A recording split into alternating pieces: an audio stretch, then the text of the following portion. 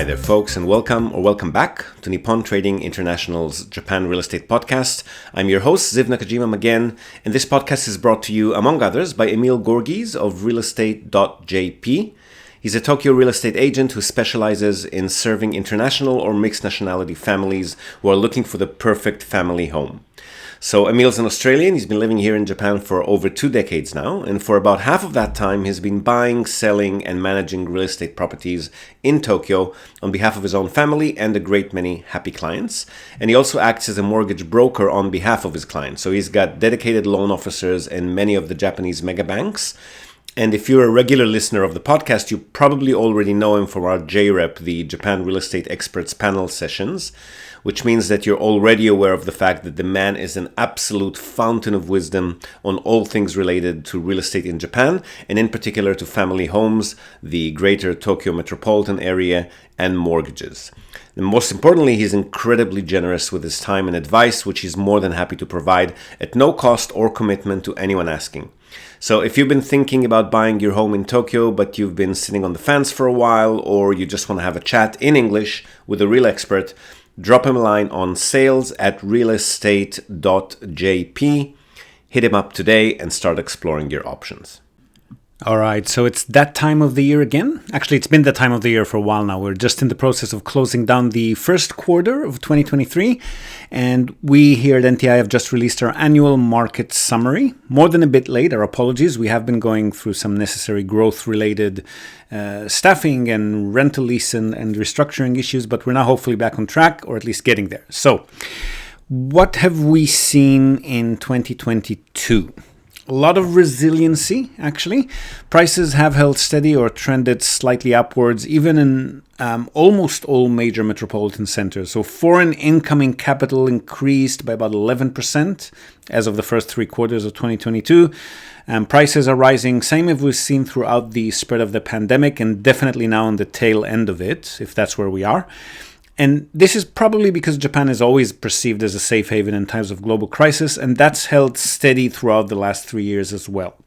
So aside from a few months of softer prices in early 2020, not much has changed in Japan price-wise. It's been business as usual since bottoming out about a decade ago. So prices of new condos in central Tokyo, as we've mentioned here on the podcast a bunch of times, are now officially past their 1990s pre-bubble levels. Even though salaries, cost of living, and rents are still far lower than they were back then. And 2023 does seem like it's going to be more of the same. The borders are now open, COVID restrictions are almost entirely removed, officially at least, and interest rates are as low as ever. So there's really no reason to expect anything different from the market moving forward this year.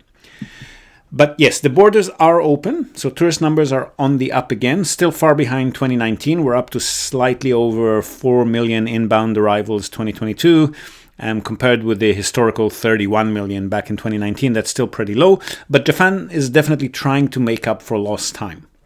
However, it has been a bit too long for some, especially in the hospitality sector. There are quite a few distressed hospitality properties on the market, especially in more regional areas, with 3 years of zero income, outstanding mortgage payments. A lot of sellers just can't afford to wait for tourism and business travel to get back to pre-pandemic levels.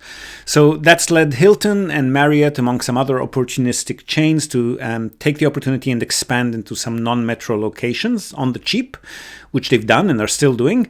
And that's a trend that the national government is all for. In fact, igniting interest in more rural tourism in Japan is one of the Department of Tourism's goals, since about 90% of the current tourist spend is historically centralized in the country's most popular 10 prefectures. So who knows, the pandemic might be a blessing in disguise in the sense that it might actually help some bigger players move into rural areas and try to lift the places up by the bootstraps kind of thing.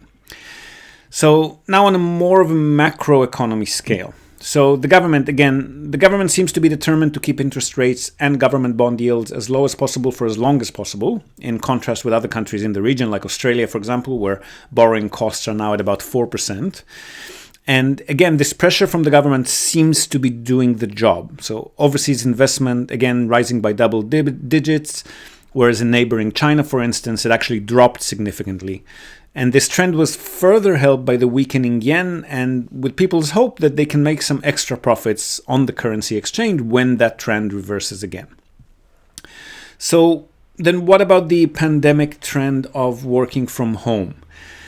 Well, similar to the rest of the world, a lot of people who can do prefer to work from home now, and companies in Japan as well, some of them begrudgingly, obviously, but they are trying to accommodate staff if and when they can in the same way they've been doing in the last 3 years.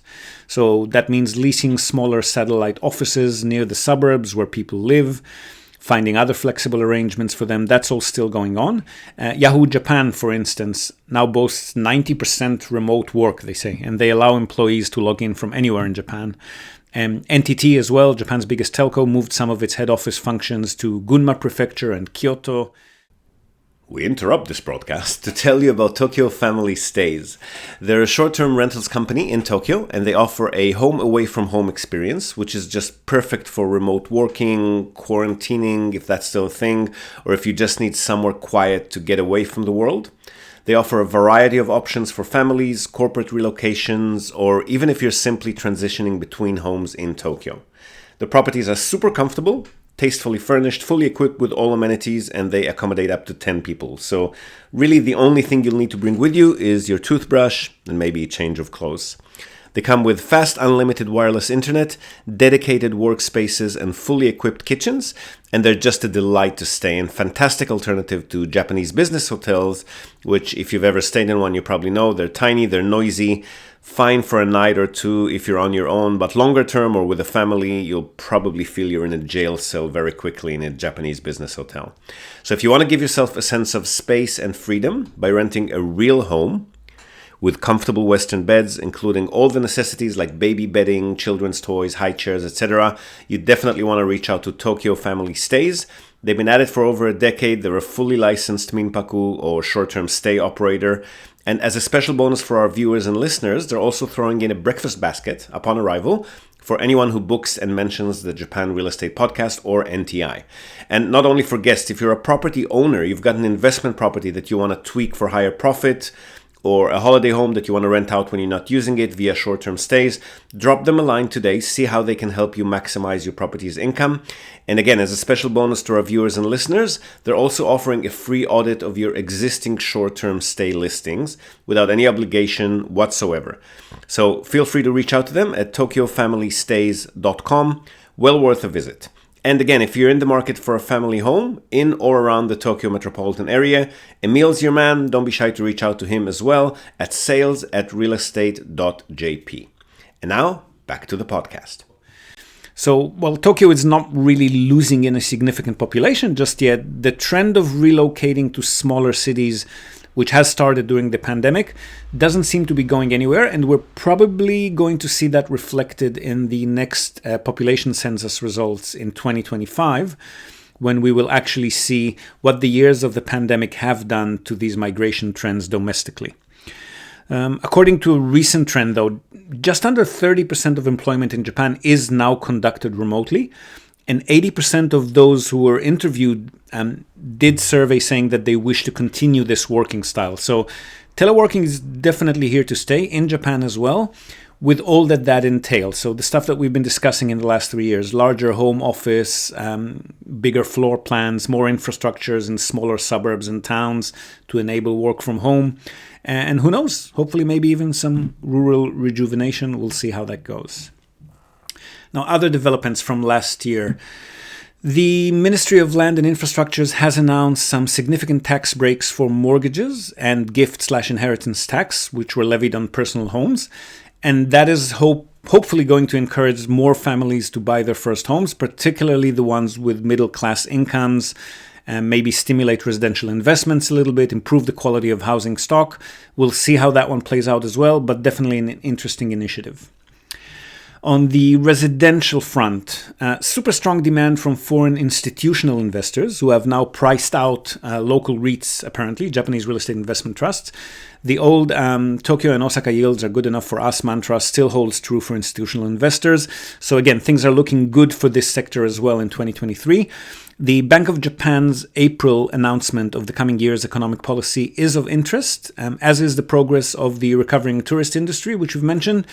But all in all, plenty of good opportunities to be had in Japan, similar to previous years.